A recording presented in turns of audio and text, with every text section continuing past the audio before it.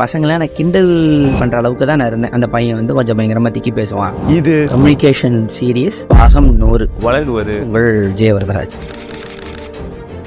So communication அப்படிங்கிறது எனக்கு வந்து இப்போ நீங்கள் பார்க்கலாம், நிறைய வீடியோ பார்த்துருப்பீங்க, பாட்காஸ்ட் பார்த்துருப்பீங்க, வர அவர் கணக்கில் பேசிக்கிட்டு இருக்கேன். ஒரு டைமில் எனக்கு வந்து ஸ்டாமரிங் பிரச்சனை எனக்கு ஸ்கூல் டைமில் இருந்துச்சு. பேசுறதுங்கிறது ஒரு பயமாகவே இருந்துச்சு. ஒரு அட்டண்டன்ஸ் சொல்ல மாட்டேன், ஒரு வெளி இடத்துல போய் ஸ்டேஜில் எனக்கு பேச வராது, இந்த காம்படிஷன் எக்ஸாமோ இல்லை மிஸ்ஸுக்கிட்ட பேச வராது. பசங்களை நான் கிண்டல் பண்ணுற அளவுக்கு தான் நான் இருந்தேன். அந்த பையன் வந்து கொஞ்சம் பயங்கரமாக திக்கி பேசுவான், அந்த மாதிரி தான் இருக்கும். ஒன்ஸ் நான் ஸ்டேஜில் நான் வந்து வேற ஒரு வாய்ஸில் காமெடி ஸ்கெட்ச் பண்ணும்போது தான் எனக்கு அந்த ஸ்டாமரிங் சுத்தமாக ஸ்டாப் ஆனதை நான் பார்த்தேன். அதுக்கப்புறம் தான் ஆர்ட் ஸ்கூலில் ஏன் வந்தேங்கிறது ஒரு காரணமாக எல்லா இடத்துல நான் சொல்லியிருப்பேன். இதுதான் நம்ம அப்படிங்கிறத மைண்டில் வந்து அக்செப்ட் பண்ண ஆரம்பிக்கும் போது பிரச்சனை உங்களுக்கு சால்வ் ஆகிடும். அதை போட்டு அகேன்ஸ்டாக இந்த புஷ் பண்ணுறதுங்கிறது வந்து வேலைக்கு ஆகாது. ஸோ நான் ரேடியோவில் நான் பயங்கர வேகமாக பேசுகிற ஆர்ஜேவாக இருந்தேன், அவர் கணக்கில் பேசுகிற பாட்காஸ்டாக நினைக்கிறேன். ஸோ அது மாதிரி மற்ற பசங்களும் வந்து அண்ணே உங்களை பார்த்து எனக்கு தைரியம் வருது, இப்போ இன்டர்வியூ